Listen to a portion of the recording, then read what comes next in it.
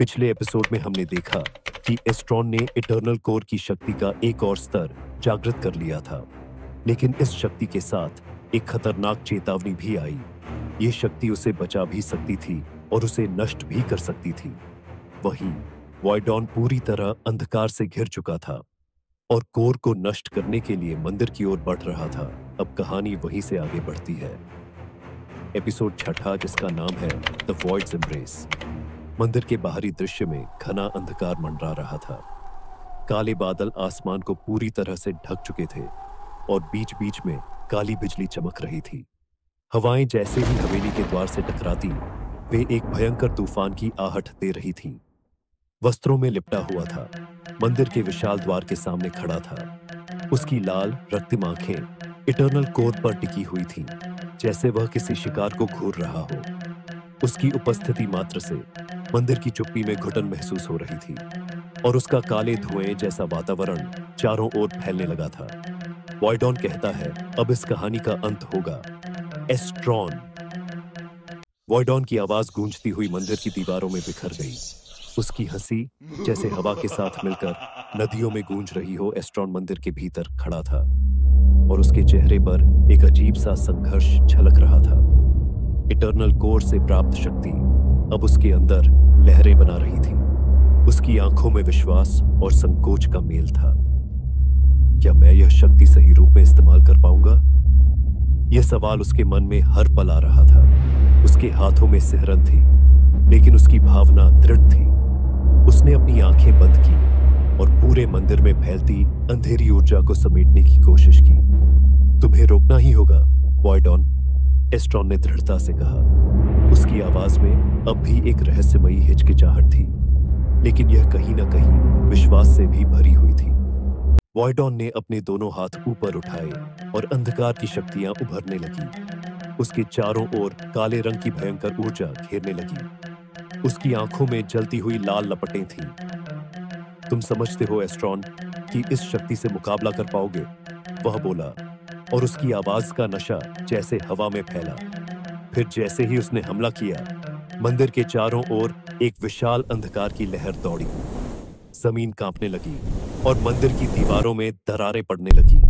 उसकी शक्ति ने सभी लाइट को निगल लिया था और पूरा वातावरण एक अंधेरे में डूब गया था। लेकिन एस्ट्रॉन तैयार था। उसने अपने हाथ ऊपर किए और नीली सुनहरी ऊर्जा की एक दीवार उसके चारों ओर घेरने लगी। दोनों शक्तियां जब टकराईं तो एक जबरदस्त धमाका हुआ जो मंदिर के हर कोने में गूंज उठा।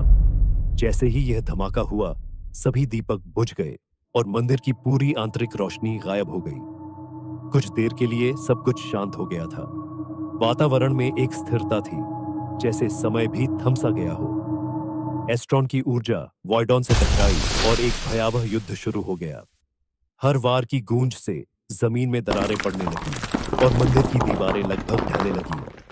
इसके बीच एस्ट्रॉन को महसूस हुआ कि उसकी शक्ति कुछ अधिक ही बढ़ रही है। उसकी आंखों में एक नीली आभा फैल रही थी और उसकी सांसों की गति तेज हो गई। उसे यह एहसास हुआ कि यह शक्ति अब उस पर ही भारी पड़ने लगी थी। इटर्नस की आवाज, जो पहले भी उसे चेतावनी देती रही थी, अब और स्पष्ट हो रही थी। तुम्हारी शक्ति तुम्हें निगल सकती है एस्ट्रॉन। अगर तुम संतुलन नहीं रख सको तो तुम खुद अंधकार का हिस्सा बन जाओगे। वॉइडॉन ने यह देखा और उसकी मुस्कान गहरी हो गई। यही तो मैं चाहता था, उसने हंसी में कहा। इस शक्ति के साथ तुम क्या कर पाओगे? अंत में यह शक्ति तुम्हें ही खत्म कर देगी। एस्ट्रॉन को अब पूरी तरह से समझ में आ रहा था कि कुछ गलत हो रहा था। उसकी शक्तियां अनियंत्रित हो रही थीं। उसकी उंगलियां कांप रही थीं और वह खुद महसूस कर रहा था कि अंधकार उसे घेरने लगा था। उसके शरीर में कुछ अजीब बदलाव हो रहे थे। पहले उसकी ऊर्जा नीली और सुनहरी थी, लेकिन अब उसमें काले धब्बे उभरने लगे थे। एस्ट्रॉन ने अपने शरीर को नियंत्रित करने की पूरी कोशिश की, लेकिन जैसे जैसे वह प्रयास करता, वह महसूस कर रहा था कि कुछ अधिक ही बुरा हो रहा था। उसकी ऊर्जा अब जैसे काले धुएं में तब्दील हो रही थी। वह बुरी तरह से थका हुआ महसूस कर रहा था और उसकी आंखों में डर था। डर कि क्या वह इस अंधकार से बच पाएगा? वॉयडॉन अब उसकी ओर बढ़ रहा था और उसकी मुस्कान और अधिक गहरी होती जा रही थी। अब तुम भी मेरे जैसे बन जाओगे एस्ट्रॉन। वह हंसा और उसकी आवाज के साथ चारों ओर से अंधेरे की परछाइयां घूमने लगी। एस्ट्रॉन के शरीर से बाहर निकलने वाली ऊर्जा अब पूरी तरह से बदल चुकी थी। उसकी आंखों से एक काला धुआं निकलने लगा था और उसकी त्वचा पर काले धब्बे उभरने लगे थे। वह जमीन पर गिरा और उसके चारों ओर एक अजीब सा कोहरा छा गया। उसकी सांसें बहुत धीमी हो गईं। नहीं, यह नहीं हो सकता, उसने बुदबुदाया, लेकिन उसकी आवाज अब बहुत हल्की हो गई थी, जैसे वह धीरे धीरे खत्म हो रहा हो। अंधकार तुम्हारा इंतजार कर रहा है एस्ट्रॉन। वॉयडॉन की यह अंतिम हंसी सुनकर सब कुछ अचानक अंधेरे में डूब गया। क्या एस्ट्रॉन इस अंधकार से बच पाएगा या वह भी उसी अंधेरे का हिस्सा बन जाएगा? अगली कड़ी में पता चलेगा।